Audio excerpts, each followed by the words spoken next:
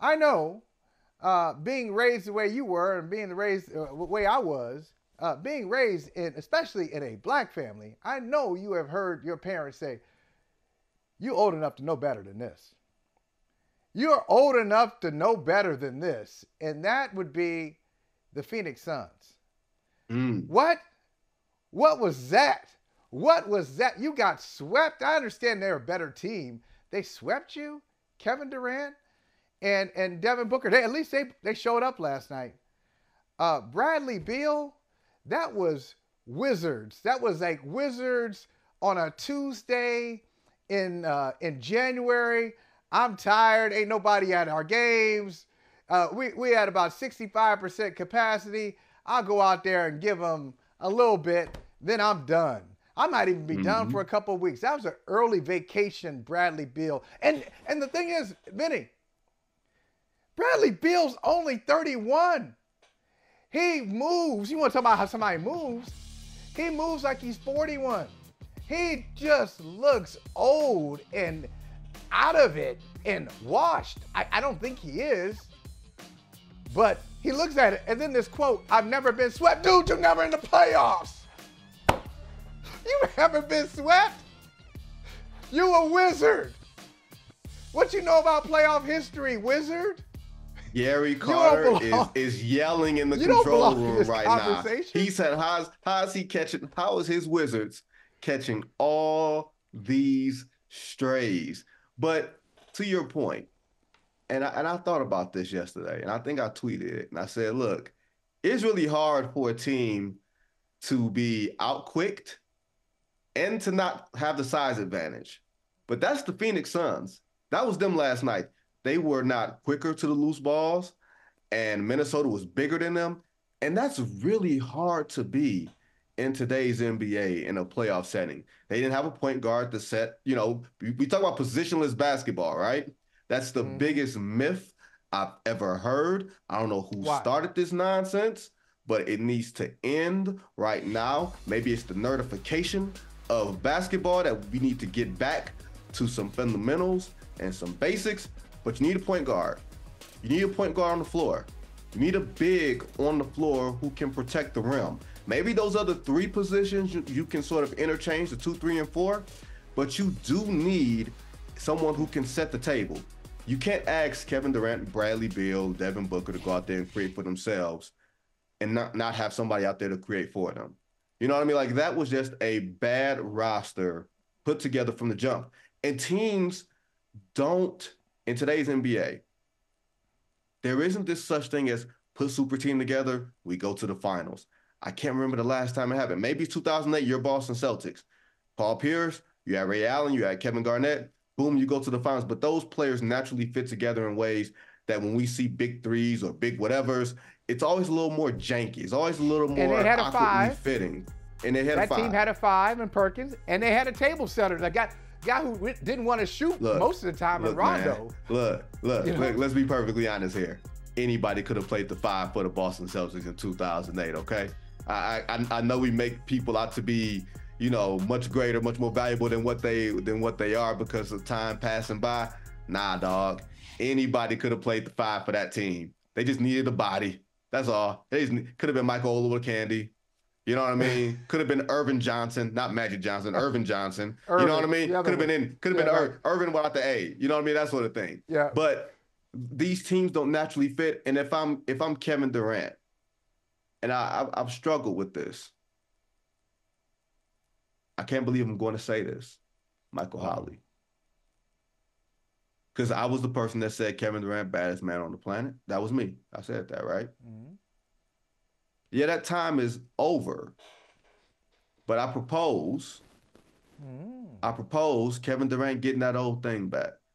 You ever look in the phone book or you look in your pictures, like you get a reminder, you can see some old pictures, you're like, man, things was really good with that one. That one Mm. was kind of fly. Maybe it was wrong Mm. place, wrong time. Right person, Mm. wrong time. You know what I Mm. mean? Who are we talking about? I think Katie should call it one of his old things. Which one? I think Katie, I mean, the most obvious one would be for him to call back to the Bay Area and get with those old dudes, right? Because I still think Who there's a this? natural kid. No, yeah, right, right. But I do think that a relationship out of convenience with both parties walking in with their eyes wide open, you know what I mean? I do think he's a better fit in Golden State now than he is in Phoenix with those guys. Because they're capped Hey, out. Think listen, about it, Michael. They are they got capped nowhere to out. go. They have got nowhere to go. They're in a second apron tax world, and all these guys, as you get older in the NBA, as you get older, you become far more expensive. Just by function of rookie scale contracts, max deals, everything else. You make more money as you get older. That's why you see these old dudes hanging around. So if Golden State is content on being old, man, go on and bring that old thing back. They could do worse. Wait a minute. Okay.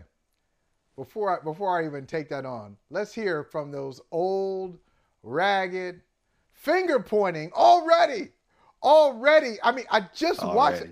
I felt like I just watched them last night. It hasn't been 24 hours. The game's not over. Hasn't been over for 24 hours. And yet, I keep hearing the name Frank Vogel already. I read like 3-4 stories today. Frank Vogel. All right, yeah. Frank. I know Devin Booker said, you need to be better. You might need to be better somewhere else because they already got your name in their mouth. All right, here are the ragged Phoenix Suns last night. You mentioned the three of you needing to be better, coach needing to be better. Do you feel like you guys had enough roster-wise to win with this group? Yeah, roster-wise, everybody talks about the firepower, but, you look around the league, it comes down to the details. I don't want to keep saying that, but it's a super important thing. You can't just go out there and think you're going to win off talent. The game is more complicated than that. What's kind of the level of motivation going into next season? For me? Individually? I live and breathe this shit, bro. Like, I have nothing else but, at this point in my life, I got a lot of shit going on outside of basketball, but what I'm mainly focused on is ball, bro. So, yeah, I got motivation. I love to play. I'm going to come back next year, ready to hoop, So, yeah, I don't think you should question that. He said me individually. We know KD loves the ball. Got it. Okay, so I'm not really worried about KD's commitment to the game. I think the questioner, maybe, KD took it to mean something that the questioner wasn't really trying to get at. He was just trying to get the conversation started. I think I'll give him the benefit of the doubt. But Devin Booker, Devin Booker saying details. He said, I want to keep saying it. The suggestion being that you've said it a lot. And if you're talking about details, once again, it comes back to who? It comes back to the coach. Doesn't it come back to the coach? You say, we got to get to details. You can't just throw the talent out there. Details. Yes, the players have to execute. The players have to listen and know their assignments. But anytime you say a team is sloppy, a team is not disciplined, a team does not take care of the finer points of the game, ultimately, in the NBA especially, with a team constructed like the Phoenix Suns, where they can't trade first-round picks. They can trade their first-round pick this year. That'd be dumb if they did it, but they can trade the first-round pick this year. They can trade their first-round pick in 2031. What? Yeah, 2031.